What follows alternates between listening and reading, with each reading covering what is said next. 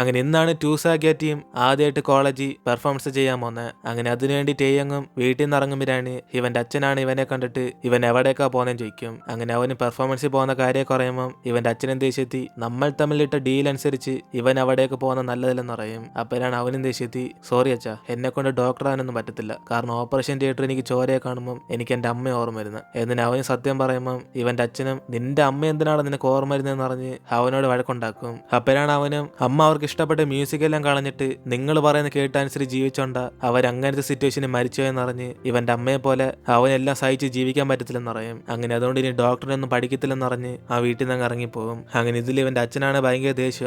അതുകൊണ്ട് അപ്പം തന്നെ ഇയാളുടെ കൂട്ടുകാരൻ ജോയെ വിളിച്ചിട്ട് നീ എന്തേലൊക്കെ ചെയ്ത പെർഫോമൻസ് നിർത്തറാന്ന് പറഞ്ഞ് കുറെ വഴക്കുറഞ്ഞുകൊണ്ടിരിക്കും. അപ്പോഴാണ് ഇത് കേട്ട് ജോയും അയാൾ ആ കാര്യം ഏറ്റെടുത്തെന്ന് പറഞ്ഞിട്ട് ടേയങ്ങിന്റെ അച്ഛനെ സമാനപ്പെടാൻ പറയും. അതിനുശേഷം ഇവിടെ കോളേജ് വെച്ച് ഇവരാണ് പെർഫോമൻസിന് കുറച്ച് സമയം കഴിഞ്ഞ് തുടങ്ങുമെന്ന് പറഞ്ഞ് അവർക്ക് ഭയങ്കര എക്സൈറ്റ്മെന്റ് ഇരിക്കുമ്പോൾ അതേസമയം കസിനാണ് ഇവന്റെ ഫാൻസിനെല്ലാം സർപ്രൈസ് ആയിട്ട് ഇവിടേക്ക് വിളിച്ചടിച്ചെന്ന് പറയും. അപ്പോഴാണ് അവന് ഷോക്കായിട്ട് എന്തുവാ എന്റെ ഫാൻസ് ഒക്കെ ഇവിടെ വരുന്നെന്നോ, ഈ കാര്യമൊക്കെ മുമ്പേ പറയണ്ടേ, ഞാൻ കുറച്ചും കൂടെ ലുക്കായനെ എന്ന് അവന് പുറത്തേക്ക് നോക്കാൻ പോകുമ്പോഴാണ് അവിടെ ഇവന്റെ ഫാൻസ് അല്ലാതെ വേറെ കുറെ ആൾക്കാർ വന്നേക്കും. അപ്പോഴാണ് അവൻ അതെല്ലാം കണ്ടിട്ട് ഇത്രയും ഫാൻസ് എന്റെ ആണെന്ന് പറഞ്ഞ് ചോദിക്കുമ്പോൾ ഇവർക്കെല്ലാം മനസ്സിലാവും സത്യത്തി ഇവന്റെ ഫാൻസിന്റെ കൂടെ തന്നെ വേറെ പുറത്തിരുന്ന് കുറെ ആൾക്കാർ വന്നിട്ടുണ്ടെന്ന്. അങ്ങനെ അവർ ഇവന്റെ ഫാൻസിനെ പോലെ ആക്ട് ചെയ്തോണ്ട് അവരുടെ സ്റ്റേജ് മൊത്തം നശിപ്പിച്ചിട്ട് ഇവിടെ വലിയൊരു സീൻ ഉണ്ടാക്കും. അങ്ങനെ അതുകൊണ്ട് എല്ലാരും കൂടെ പേടിച്ച് ഓരോ വഴിക്ക് രക്ഷപ്പെട്ട് പോയിക്കൊണ്ടിരിക്കുമ്പോഴാണ് കറക്റ്റ് ഇതൊക്കെ നടക്കും തീരുമാനിച്ച പോലെ തന്നെ അപ്പൊ തന്നെ പോലീസും ആംബുലൻസും ഒക്കെ വരും. അതിന്റെ കൂടെ തന്നെ പ്രിൻസിപ്പൽ ഓഫീസിൽ നിന്ന് ഒരാളും വന്നിട്ട് ഇങ്ങനെ ഒരു സംഭവം ഉണ്ടായതുകൊണ്ട് ഈ പെർഫോമൻസ് ക്യാൻസൽ ചെയ്യാന്നറിഞ്ഞ്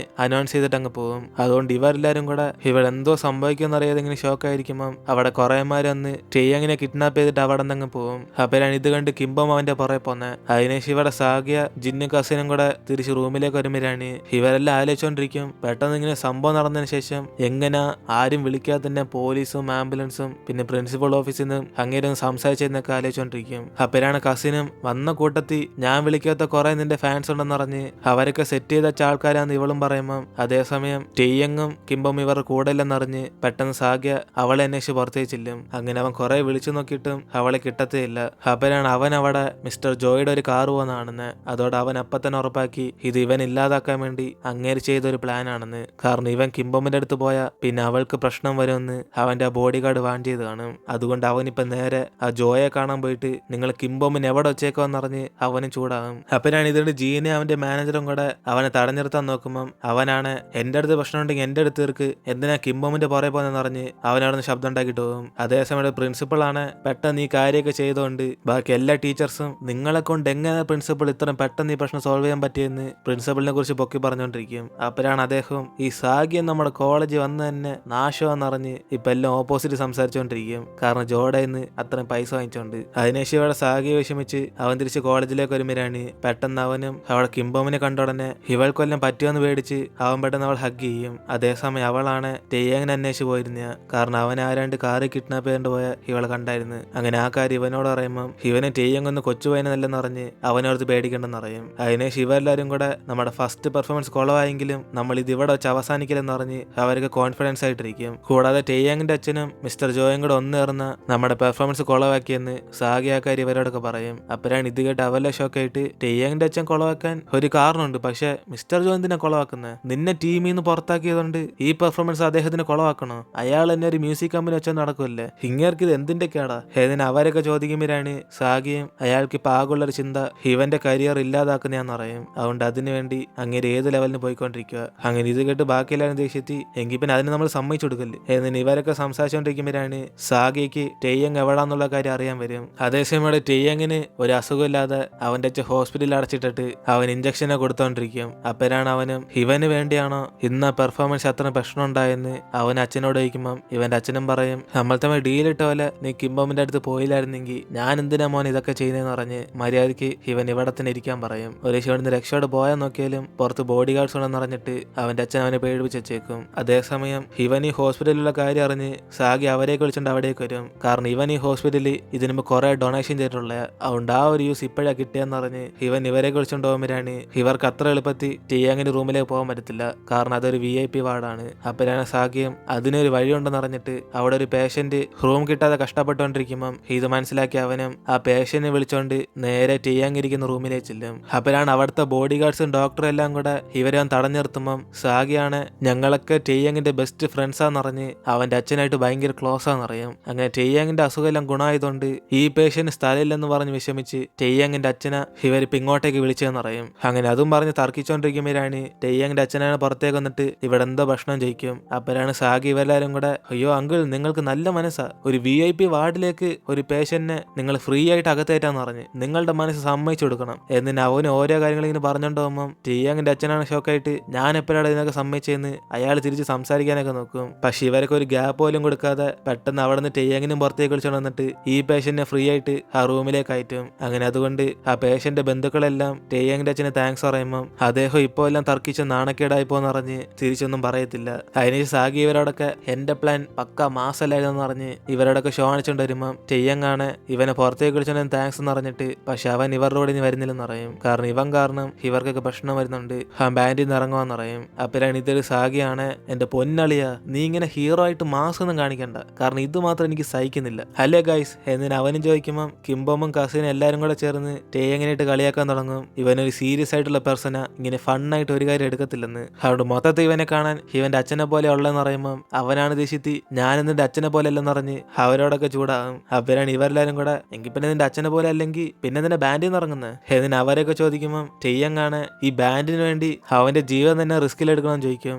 അപ്പോഴാണ് അവരും ബാൻഡിന് വേണ്ടി അല്ലെങ്കിലും നിന്റെ ജീവിതം ജീവിക്കാൻ വേണ്ടിയെങ്കിലും ഈ റിസ്ക് എടുക്കണമെന്ന് അവരൊക്കെ വാൺ ചെയ്യുമ്പോൾ അതിന്റെ കൂടെ തന്നെ സാഗിയും എന്തായാലും ടെയ്യങ്ങിന്റെ അച്ഛൻ ഇവൻ ബാൻഡിൽ ചേരുന്നുണ്ട് ഇത്ര സീനൊന്നും ഉണ്ടാകത്തില്ലെന്ന് പറയും. അങ്ങനെ അതല്ലാതെ വേറെ എന്തോ റീസൺ ഉണ്ടെന്നറിഞ്ഞ് അവനത് കണ്ടുപിടിച്ചിട്ട് ഇവരോടൊക്കെ പറയാൻ പറയും. അങ്ങനെ അതിനെ ശിവെല്ലാം സന്തോഷത്തോടെ ഇന്നത്തെ പെർഫോമൻസ് കുളവായതിന് ആ ഹോസ്പിറ്റലിന് പുറത്ത് വെച്ച് തന്നെ ഇവർ അവരുടെ ആദ്യത്തെ പെർഫോമൻസ് ചെയ്യും. അങ്ങനെ അതുകൊണ്ട് പബ്ലിക് എല്ലാവരും കൂടെ ഇവരുടെ പെർഫോമൻസ് കണ്ട് സന്തോഷിച്ചുകൊണ്ടിരിക്കും. അതേസമയം ഇവിടെ ജോയ് ആണ് സാഗിയെ കുറിച്ച് കുറെ നെഗറ്റീവ് കമന്റ് എഴുതാൻ പറഞ്ഞ് ഒരു പോസ്റ്റ് അങ്ങ് ചെയ്യും. അതായത് അവന്റെ കോളേജിൽ നടക്കാൻ വന്ന ഫെസ്റ്റിവലിൽ സാഗി കുറെ ഫേക്ക് ഫാൻസിനെയൊക്കെ വരിപ്പിച്ച് അവ ഷോ കാണിക്കാൻ വേണ്ടിയാ ഇത്തരം പ്രശ്നം നടന്നത്. അങ്ങനെ അതും പറഞ്ഞ് അവന്റെ പേര് ചീത്തയാക്കി ഉടനെ അടുത്ത ദിവസം അവന്റെ വീട്ടിന്റെ ഫ്രണ്ടിൽ അവനെ സപ്പോർട്ട് ചെയ്യുന്ന കുറെ ഫാൻസ് വന്ന് നിൽക്കും. അപ്പോഴാണ് ഇത് കാണുന്ന ആന്റിയാണ് എന്റെ പൊന്നോ എന്നേലും ഫാൻസ് ഇവിടേക്ക് വരുന്ന എനിക്കറിയാം, പക്ഷെ ഇത് ഇത്ര പെട്ടെന്ന് നടക്കും ഞാൻ വിചാരിച്ചോലും നോക്കിയില്ല എന്നിന് അവരും എന്തോ സംഭവം എന്നറിയാതെ പെട്ടെന്ന് സാഗി ഉറങ്ങാൻ കിടക്കുന്ന സമയം നോക്കി അവന്റെ ലഗേജ് ഒക്കെ എടുത്തോണ്ട് വന്നിട്ട് സാഗി യൂസ് ചെയ്ത ഡ്രസ്സും ബെഡ്ഷീറ്റ് എല്ലാം കൂടെ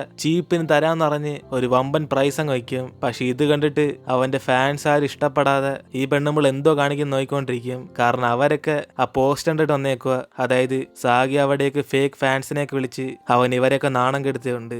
അങ്ങനെ അതൊന്നും മനസ്സിലാവാതെ ഇവരാണ് സാഗിയെ വീട്ടിലില്ല, അതുകൊണ്ട് സാഗിയുടെ വീട് നിങ്ങൾ കാണിക്കുകയാണെങ്കിൽ അതിന് കുറച്ച് എമൗണ്ട് ആണെന്ന് പറഞ്ഞ് ഒരാൾക്ക് ഒരു 1.5 ലക്ഷം പറയും. അപ്പോഴാണ് ഇവെല്ലാം ദേശത്തി അവന് വേണ്ടി ഇതുവരെ പൈസ വേസ്റ്റ് ആക്കിയതും പോരാ ഇനിയും പൈസ വേസ്റ്റ് ആക്കണം എന്ന് പറഞ്ഞ് എല്ലാരും ആന്റി പിടിച്ച് തള്ളിയിട്ട് പെട്ടെന്ന് വീടിന്റെ അകത്തേക്കും കയറും. അങ്ങനെ കൈ കിട്ടുന്ന സാധനങ്ങളൊക്കെ എടുത്തവര് അവരടന്ന് പോകുമ്പോഴാണ് അതേസമയം ഇതെല്ലാം കണ്ട് ആന്റി മൊത്തം നിലവിളിച്ചോണ്ട് ഇതൊക്കെ എന്റെ സാധനങ്ങളാടിന്ന് പറഞ്ഞ് അവരായിട്ട് തർക്കിച്ചോണ്ടിരിക്കും. അപ്പോഴാണ് ഇത് കാണുന്ന കസിനാണ് അപ്പത്തന്നെ സാഗി വിളിച്ചുണർത്തി എമർജൻസി എന്ന് പറഞ്ഞ് അവന് വിളിക്കുമ്പം അവന് ഡ്രസ്സില്ലാതെ എന്തുവാടി എമർജൻസി എന്ന് പറഞ്ഞ് പേടിച്ചു വരിക്കും. അപ്പോഴാണ് അവളും ഇവന്റെ ഫാൻസ് ഒക്കെ ഇവിടെ നിന്ന് പ്രശ്നം ഉണ്ടാക്കുമെന്ന് പറഞ്ഞ് ഇവൻ ഇപ്പൊ തന്നെ പോകാൻ പറയുമ്പം സാഗിയുടെ ശബ്ദം കേട്ട് പെട്ടെന്ന് അവന്റെ ഫാൻസ് എല്ലാം കൂടെ അവിടെ കൂടി എത്തും. അതോടെ അവനും പേടിച്ചിട്ട് അവിടെ നിന്ന് രക്ഷപ്പെട്ട് പോയിക്കൊണ്ടിരിക്കുമ്പോഴാണ് ഇവന് ഷർട്ട് ഇടാത്തോണ്ട് നൈസിന് ടെയ്യങ്ങിന്റെ ഷർട്ട് വാങ്ങിച്ചിട്ട് ഇവന്റെ ബെഡ്ഷീറ്റ് എടുത്ത് അവന്റെ കൊടുക്കും. അങ്ങനെ അതോടെ ടെയ്യങ്ങും ഇവിടെ മൊത്തത്തിൽ നാണിച്ചിരിക്കുമ്പോൾ അതേസമയം അവന്റെ ഫാൻസും ഇവ വീടിന്റെ മുകളിലാന്നറിഞ്ഞിട്ട് എല്ലാരും കൂടെ അവിടെ കൂടി എത്തും. അപ്പോഴാണ് കുറച്ച് സ്റ്റെപ്പ് ബാക്കിലോട്ട് സാഗിയും ഞാൻ കറക്റ്റ് ഓടുമ്പം നീ കുനിഞ്ഞിരിക്കണം ടെയ്യങ്ങ് പറഞ്ഞ്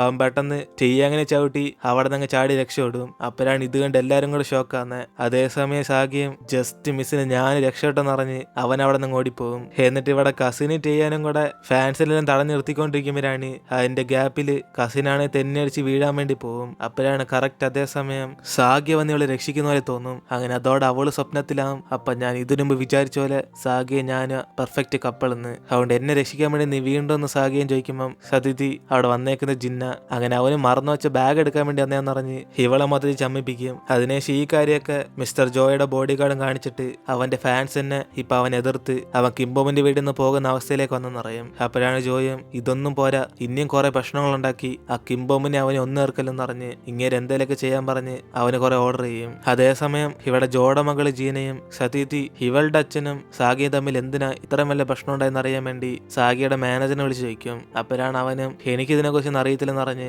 അവൻ ഇപ്പോഴാ സാഗിയെ കണ്ട് സംസാരിക്കാമെന്ന് അറിയാം. അതുകൊണ്ട് അവനോട് ചോദിച്ച് മനസ്സിലാക്കുവാണ് ഇവളോടൊന്ന് പറയാന്ന് പറയുമ്പം അതേസമയം അവിടേക്ക് വേറെ സ്റ്റാഫും വന്നിട്ട് ജീന ഡീനോട് ഒരു കാര്യം പറയണമെന്ന് പറയും. അങ്ങനെ അതുകൊണ്ട് മാനേജർ അവിടെ നിന്ന് പുറത്തേക്ക് പോയി തരുമ്പോഴാണ് ഇവരുടെ ക്രൗൺ ബാൻഡിൽ നിന്ന് റിലീസാകുന്ന പാട്ട് വേറൊരു പാട്ടായിട്ട് മാച്ച് ആകുന്നെന്ന് പറഞ്ഞ് ആ പുതിയ പാട്ട് മാറ്റാൻ വേണ്ടി പറയും. അങ്ങനെ അതുകൊണ്ട് അവൾക്ക് ഇപ്പൊ അതൊരു തലവേദനയായിട്ട് മാറും. കാരണം ഇവർ ഇറക്കാൻ ഉദ്ദേശിച്ച പാട്ടാണ് വേറൊരു പാട്ടായിട്ട് മാച്ചായ.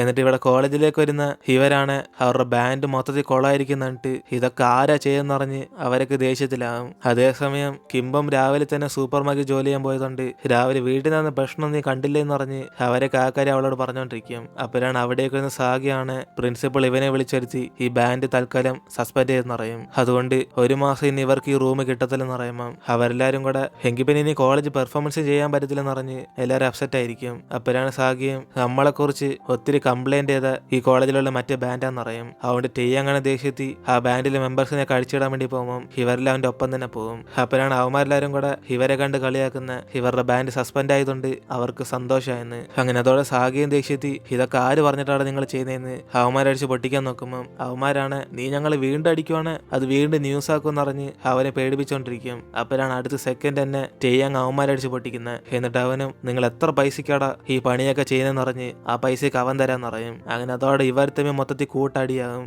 അപ്പോഴാണ് ഇവിടെ ഗേൾസ് എല്ലാം കൂടെ പേടിച്ചിട്ട് ഞങ്ങൾ ആരിലേക്ക് ഒന്ന് രക്ഷിക്കടേന്ന് പറഞ്ഞ് അവരവിടെ നിന്ന് വിളിച്ച് പോയിക്കൊണ്ടിരിക്കും. അങ്ങനെ ഈ ഒരു ഫൈറ്റ് സീനോടെ നമ്മുടെ ഇന്നത്തെ എപ്പിസോഡ് ഇവിടെ തീരുവാണ്. ഇതിനേശം എന്തൊക്കെ സമയം നമുക്ക് വെയിറ്റ് ചെയ്ത് അടുത്ത എപ്പിസോഡിൽ കാണാം.